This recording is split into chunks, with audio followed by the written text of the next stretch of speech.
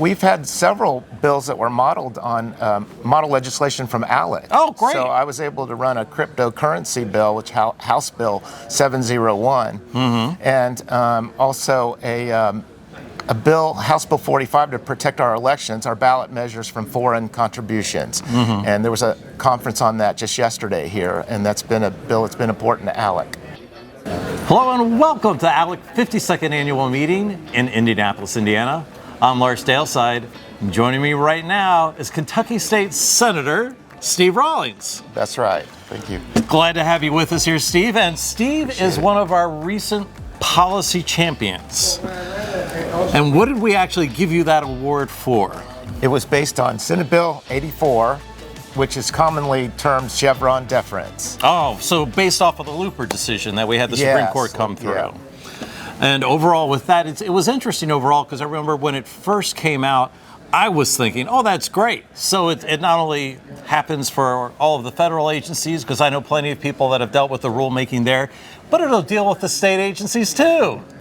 That's wrong. That was wrong of me, completely wrong. Right. It was just at the federal level for the federal regulatory agencies.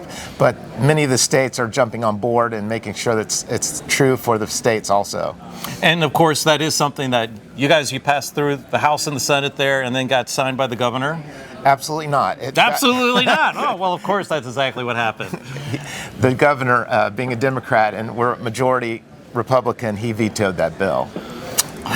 You know, I was talking about this with some folks last week, and the interesting thing is that for people like yourself, people who are elected public servants, that when you do something that people don't agree with, that is actually bad for business, bad for families, bad for whatever it might be, right, there are repercussions. They'll raise money against you, they'll go out and vote for your opponent and then kick you out of office if that's the case. But for these people in these agencies that just make up these rules, there are no repercussions. That's correct, yeah. So we're dealing with lifetime bureaucrats or sometimes in office for decades. Yeah. And a unique dynamic in Kentucky is that we're a supermajority Republican, but we've got what is a popular governor that's a Democrat. So he appoints people to the agencies and cabinets in Kentucky, they're called, and so many of them are Democrats. So we've got that dynamic and we've got that friction and combat. Boy, that sounds like a fun place to be in Kentucky these days. Yeah. So how'd you get your start in the political side? Because I assume you didn't start off as a senator for the past 40 years or so. No, I was one of those bothered by all the shutdowns, lockdowns, taking away of our liberties and freedoms. So a recent political convert. So decided to run for state representative, and that is in northern Kentucky. And so I had a 2-year term, and then our senator retired, so someone had to fill that void, so I stepped up. Where's Rawlings? Let's get him up here to do this. Yeah, that's right. And what were you doing before that? Like, what was the job? I'm an attorney, but I was retired from the office. I'm still a licensed attorney. So I was out doing fun stuff, things that I enjoy. And so why did I do this? Public service. Oh, well, fun stuff for an attorney. I wonder what those are. Yeah. Okay, so this session, you said you had a little problem in getting that one all the way through, but I'd assume there might have been some other success, or at least gained a little ground here and there during this political session?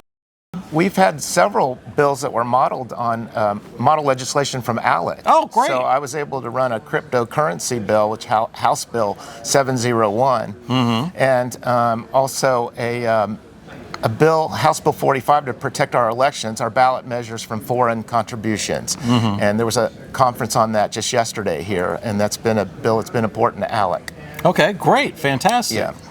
Now, it was interesting that you're talking about, you're still an attorney. You're always an attorney. Keep your license and all that stuff. But there are a few folks that I've talked to recently who are thinking about going to law school. And saying, well, they weren't sure whether or not that they wanted to practice law. And I said, well, actually having a law degree, even if you're not an attorney, is not a bad thing. I tell them don't do it. Don't do it. No, so I'm completely off base. No, I'm kidding. No, that is why I went into law school and sought that. I didn't really want to practice law as far as being a trial attorney. So I was able to go into the corporate direction and work with regulatory compliance and just a whole plethora of issues that I enjoyed working in that respect. So yeah, it does open up your potentials and your possibilities. And I would assume now also as a legislator, Becomes some of the very folks, handy. yeah, they come and they lean on you. It's like, well, Yeah. Steve actually did this for a living. It's not just what we think it is. There's somebody who actually knows what it is. Yeah, we've got several attorneys in the legislature. Not as many as on the federal level, I don't think. Probably, yeah. That's for true overall. All right, and so you said that you got this thing. It's in a conference. It's in a committee right now. Does that mean you guys are still in session?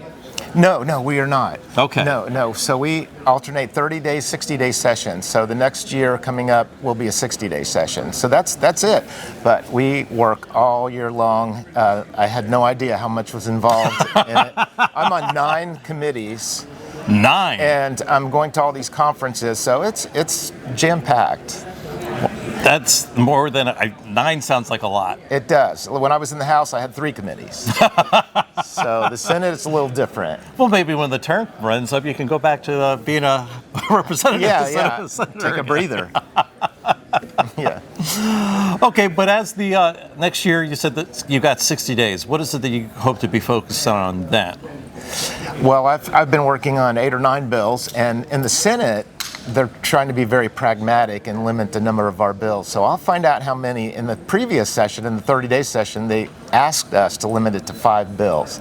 So mine are on many different topics. I focus a lot on constitutional issues, liberty-related issues, and federalism and states' rights issues. Yeah. Well, that is right up our ballpark That's it. then. And then, so I guess if that is the sort of thing that you're looking at, that you're focusing on, that's one of the things that attracted you to ALEC in the first place? Oh, most definitely. Yes, I enjoy ALEC more than the other conferences, the more national conferences. And this seems to be focused on issues that are important for people. The other conferences seem to be more over like broad, like they'll talk about AI, but not in specifics. But I like ALEC. ALEC gets down to the issues and provides model legislation, so I think they're critical. Well, it does vary, I know, state to state, but you as a Kentucky state senator, is there a staff? A staff, a very good staff. Oh, okay. We have an excellent staff in the Senate. Okay. There's 38 in the Senate, so 32 Republicans and 6 Democrats. So Okay. They don't have much power. But we have a super strong staff. And they've got a staff in the House too, but there's 100 in the House. But yes, in the Okay, Senate. so the way that you're saying staff, it sounds like there's a staff for the Senate. There isn't a staff for the senator. individual. Yeah. Well, I have a legislative assistant. You have an elected. Okay, so it's one of the common misconceptions. Most people think that the state legislators like yourself, it's like up on Capitol Hill in Washington, Yeah. D.C., where you've got the chief of staff, you got the legislative director, you got the comms director, then you've got all the assistants and aides under that. Doesn't work like that at the state level, at least in Kentucky. No. Not an individual staff. It doesn't matter that they treat you as if you are, they're focused on your work and really take care of you. Right, but again, it's like one of the benefits overall of groups like ours, like ALEC, because Yes. it does provide some of the research, some of the education, Yeah. and you can assume at the very least that if it's an ALEC model policy, then that's something that's gone through the ringer. You know that Yeah. it's something that you could consider, at least in Yes. part or in whole. Right, and we have staff counsel, so we have a group of attorneys that are super helpful on these issues.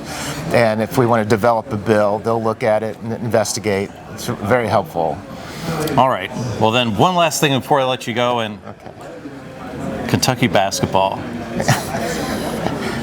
It's not what it was. Well, I mean, I grew up as an ACC fan, and Lord knows the ACC isn't what it was. But Kentucky was. It was always something we feared up and down the East Coast. Well, maybe this year again. I'm not a UK grad, but we are in a hotbed of basketball. I mean, if you go in a 100-mile radius from northern Kentucky, where I am, reach up to Ohio State, Miami University, Dayton, and then Louisville, Northern Kentucky University, in addition to UK. I mean, I could go on, Xavier. We're in a hotbed of basketball, probably more than any other place. At least it's a great way to spend your Saturdays during the fall. That's for darn That's right. sure. All right. Senator, appreciate you very much for spending a little bit of time with us here at the ALEC 52nd Annual Meeting in Indianapolis.